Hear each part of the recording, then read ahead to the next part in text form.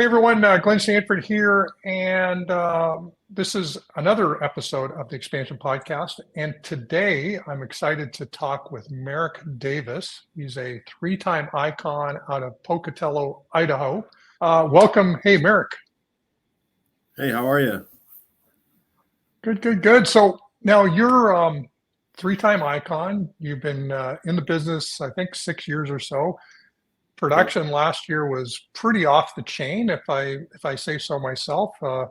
25 million in sales, 94 sides, great business. Um, Tell me a little bit about your background. How'd you get into real estate? Yeah, so I actually got into real estate. My biological mother, she is a realtor down in Kansas City, Missouri. I don't know if you read my bio, but when I was 15 years old, I reached out to her on Facebook and we got connected. And, from day one, we had a really strong connection and relationship. Um, and when I had graduated high school, I found out that my girlfriend at the time, who's now my wife now, found out that she was pregnant. And I really was always business minded, was very motivated to succeed in life. And I started at Allstate. And then after working at Allstate for about 8 months, I reached out to my biological mom one day and I was like, I feel like I need something more fulfilling in my life. And she's like, you should get your real estate license. I said, okay. And that's how I got started. Okay, well, interesting. So, Yeah. um, uh, so, so, uh, yeah, and I get it. I'm not sure. And were you selling like auto insurance So or what was the? I was actually I was a customer service representative. So I would add home policies and car policies, just basically a customer service rep for an agency. Okay. Yeah. Yep. Well, I would probably be looking for something else as well. So I'm Yep. totally with you. So you got out of that, got into real estate. Obviously, your biological mom sort of encouraged you there. Yeah. How was your first year or two in the business? So it was actually, mind blowing in my opinion. My first year in real estate, I sold 34 homes. I want to say it was around 12 million in production. And my second year was, I believe, it was 52 units, just sub 15 million in production. And I was able to do that much in production, from my inner sphere throughout high school and in my first year in college. I was always a very social individual, had a lot of friends, a lot of groups I connected myself with. And so I initially started, reaching out to my inner sphere, getting connected with them, letting them know that I'm a realtor and I'm looking to earn business and I'm looking to earn their trust. So that's where it started from there. And then I was very dedicated with door knocking. I watched a lot of videos, from other high producing realtors that were door knocking at the time on YouTube. And I just picked up, what they were doing and I implemented it into my business. And then also for sell by owners, I was really involved with for sell by owners and also the local investor group. So that's really how my business was started, was off those different lead generation platforms. Okay, awesome. So now, now, how did you like? What made you choose EXP over other real estate brokers? How did you discover EXP? What was it that kind of got you over here? So I actually had came and, I initially knew about EXP in 2019. There was no other realtors in our market center that were a part of EXP. And I liked the EXP model when I first heard about it due to the cloud-based, due to, the entrepreneurial mindset as being a realtor where you can make, you know, different, streams of income from other platforms like the revenue share, the stock option, the mentorship program, and then of course selling real estate. So that's what I loved about EXP when I initially had heard about it. But I was nervous to make that jump where there was no other realtors in the area that had joined. And one of my close friends that, kind of helped me get going in real estate, his name's Justin Toll. He was the one that actually went to EXP first, and then he recruited me to EXP. So that's why I'm at EXP now. Okay. Oh, awesome. And so you were interested in it, but that extra, not being the single pioneer agent in your market, Yeah. uh, made sense. I totally totally get that. So this month, at least when this podcast is going to be initially published, is going to be during Black History Month. Well, Yeah. what does Black History Month mean to you as an agent? Well, like personally, when I think about Black History Month, it always makes me go back to the history of what, like my ancestors, my family have gone through. Of course, I had mentioned that I was adopted. And so I didn't really know about my history until I was about 15, 16 years old, about hearing about, like my great grandparents and what they went through. But when I think about Black history, I think about adversity. From the beginning of time, African Americans, Black people, they had been going through adversity from the beginning of time, it seems like, right? And I think a lot about like Martin Luther King, Rosa Parks, how they really stood up and were a force in, changing the history and making it so that Black people have more opportunity today. And so that's what I think about when I think about Black history. Is just the opportunity to, change your life and have an opportunity to live a prosperous life. Awesome. Yeah. And obviously lots of, opportunities and to build a business in the industry of real estate is Yeah. probably a great place to work as well. So back to sort of business, obviously it sounds like you've got a good network of people that you connect with. Um, you do some, I think, you do some lead gen. What does your lead generation look like? How are you doing that? Is it conversations, word of mouth? Is it online? Is it, what are you doing to build out your sphere?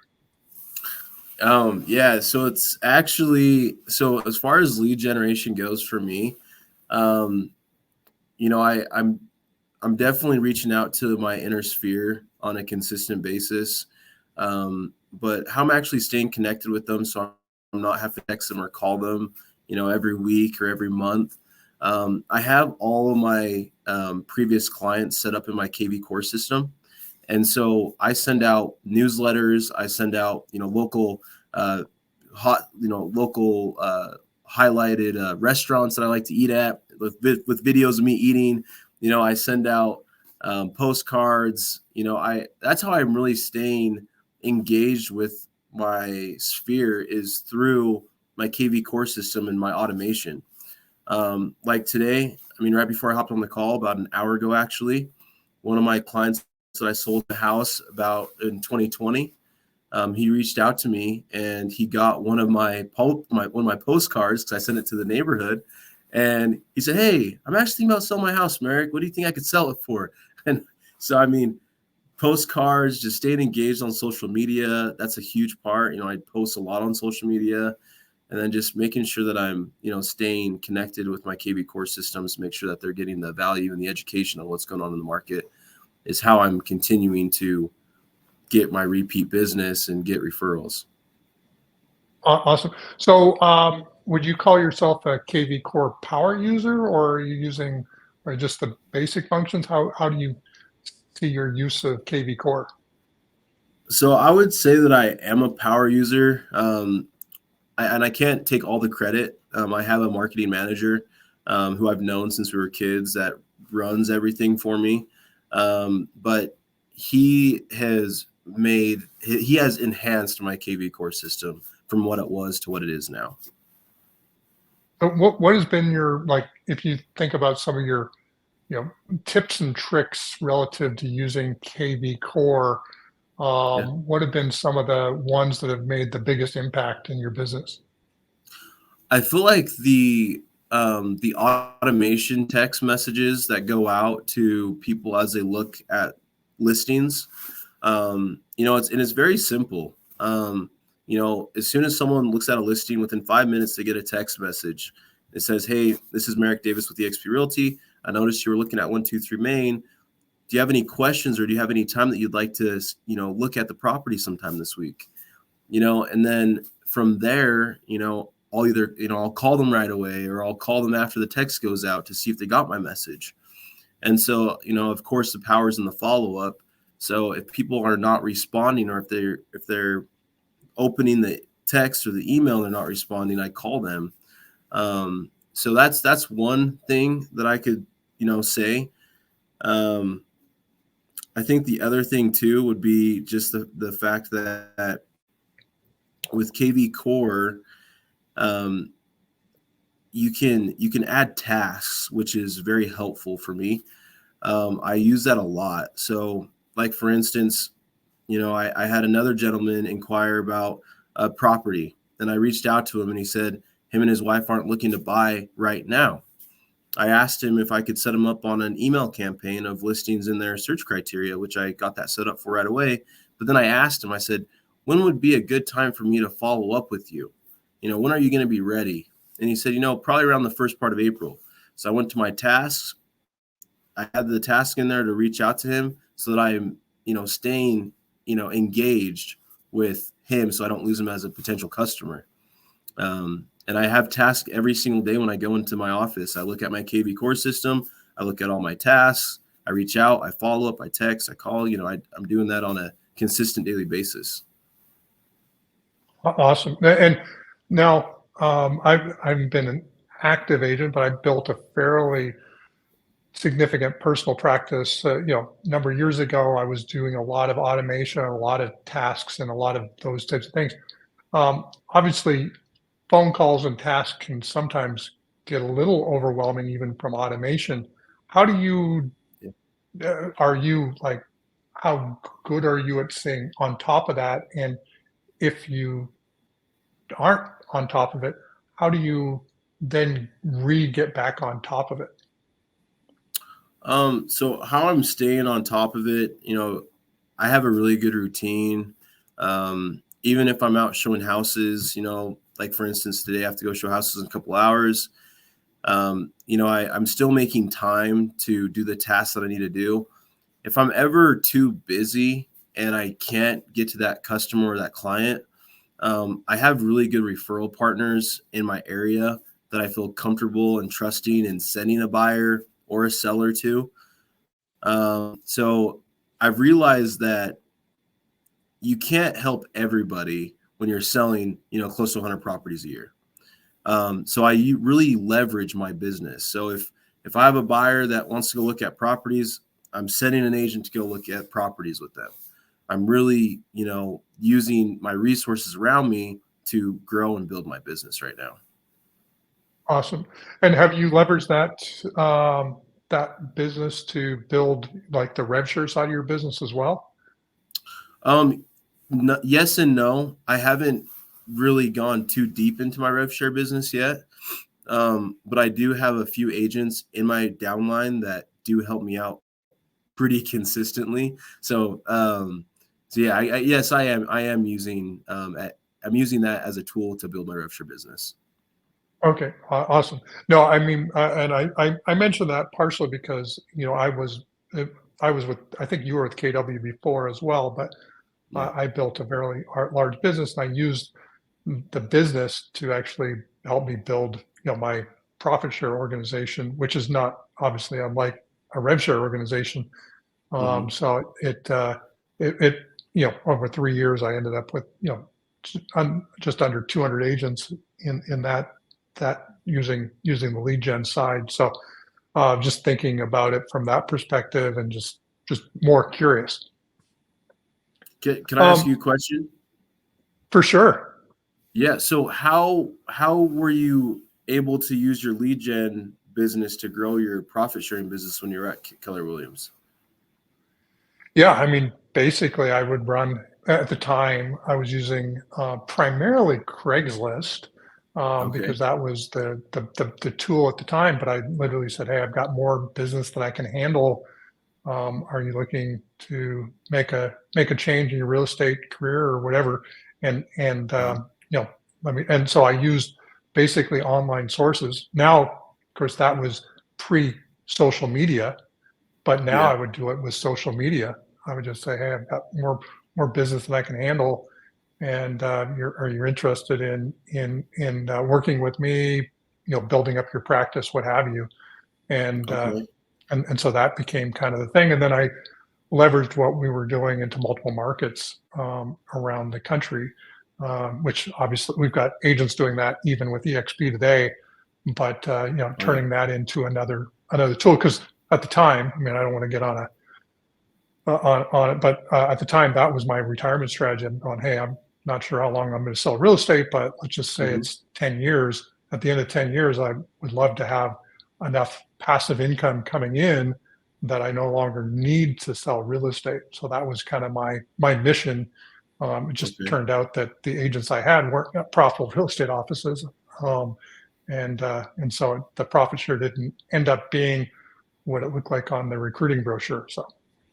Okay. Way cool. I appreciate you for sharing that with me. Yeah, no, my pleasure. So, the what obviously KV Core is a big portion. How are you driving traffic into your KV Core site? So right now, as far as driving traffic into my KV Core, I'm utilizing social media. I mean, it's free for one, but I'm using social media. I'm using links from KV Core to get customers into my system. I'm running ads, so, seller ads, buyer ads on all my listings that I have. I run ads on them. So everybody that looks at the listing that I post or someone else's listing that I'm sharing, it's going into my KV Core system. I'm reaching out to them. I'm making a connection with them. So that's how I'm, utilizing that source. Okay. And are Yeah. there any particular types of ads or content that you find drives the best quality or the most traffic? I would say the best ads that we have ran is like we brand like personalized list. So that's like what we have in like the description. Click below for your personalized list of houses for sale in southeastern Idaho under $500,000. And then from there, people are like, "Oh, cool. I'm going to click on the link." They start looking at houses on KV Core at 500,000 and below, and then I start asking them questions with my automation. They're responding back. I feel like that's the best ad that I've ran. I think we had one that we ran recently at 350 and below, and the ad spend was like, I think it was like $2 a lead or something. We got like 78 leads in a week. So Oh, wow. yeah, yeah, Hey, and this is the question. I mean, I know KV Core a bit, but obviously I'm not actively in there because I'm not actively selling. But yeah. one of the questions I have is relative to that. Are you able to curate a list? Meaning, could you?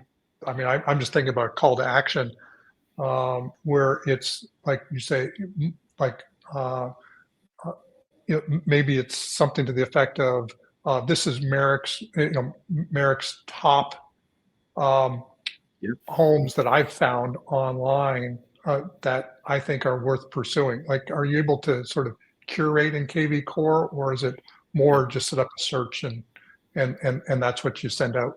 So that's what we're doing. We are curating a list of either homes at 500,000 and below.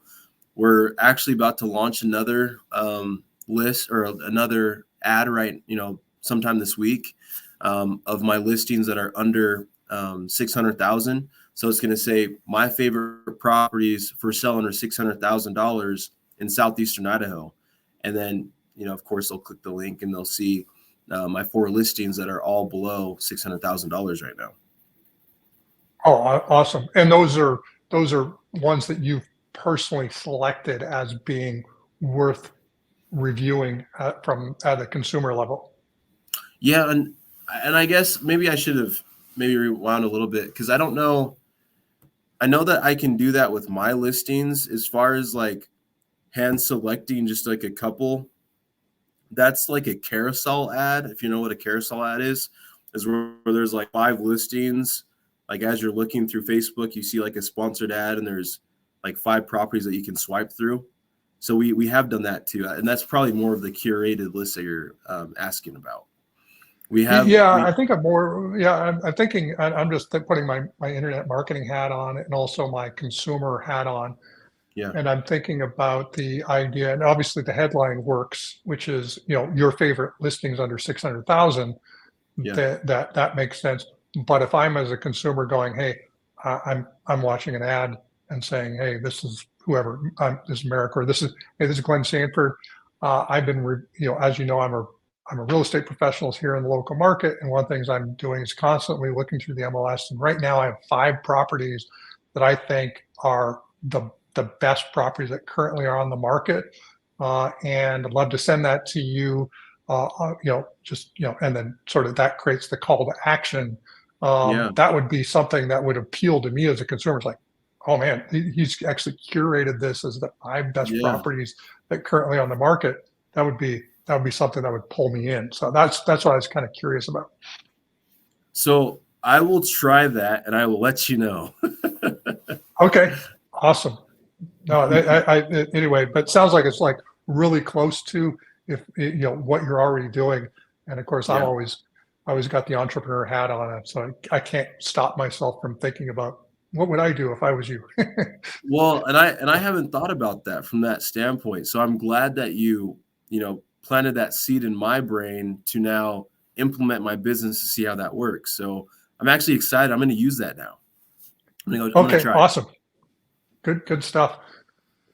Well, hey, what would be one last piece of advice that you would give to another agent who wants to be successful in their career? Yeah. So, I had a quote. I'm a huge David Goggins. I've read Can't Hurt Me, and I've read Never Finish by David Goggins. And one of the things, if you guys know about David Goggins, is his life story. He refers to him as like a rat, came from nothing. But I think one of the best pieces of advice is that this is David Goggins' quote, but we all have the ability to come from nothing to something. And so what that means to me is, like, if you're a new agent or if you're struggling right now, go out there and try something new, and don't be afraid to try something new, because if you don't try something new, you're not going to get anywhere. So don't be afraid to go try something new. Don't be afraid of rejections or no's, because eventually you're going to get that yes, and you're going to be happy that you took the steps to do, take action. So take action. Don't be afraid of no's, and don't be afraid of rejection. That's what I think is really important, in business, but most importantly, like in personal development, because that's what I'm really huge on right now is personal development. Like, go and do the thing and don't be afraid. Awesome. Well, great stuff, Marek. Thank you so much for being on this episode. Great to learn more about you and your business. Where would people like follow you that maybe aren't with the EXP? Are you on particular? I know you're using social, but where should they find you? Yeah, so you guys can find me on Instagram. My handle is at Living Idaho. You can also find me on TikTok, Marek Davis EXP. My social Instagram account too is Marek Price 13, and then my Facebook account. Just look up Living Idaho Real Estate, and you'll find me. So, I'm gonna be sharing a lot of more useful tips and tricks on those platforms, specifically for agents to help agents grow and have a prosperous career, because I feel like there's so much money and there's so much business and so much opportunities in the world Like why am I not sharing it with other people? So that's what I'm gonna be working on a lot this year. Well, good stuff. Well, Marek, thanks again for being on, and hopefully everybody got some great tips and insights. It got me obviously thinking about some other things relative to marketing as well. And so thanks again, and thanks everyone. Till next time. Thank you, Glenn. Have a great one. Stay warm. Yes, you too.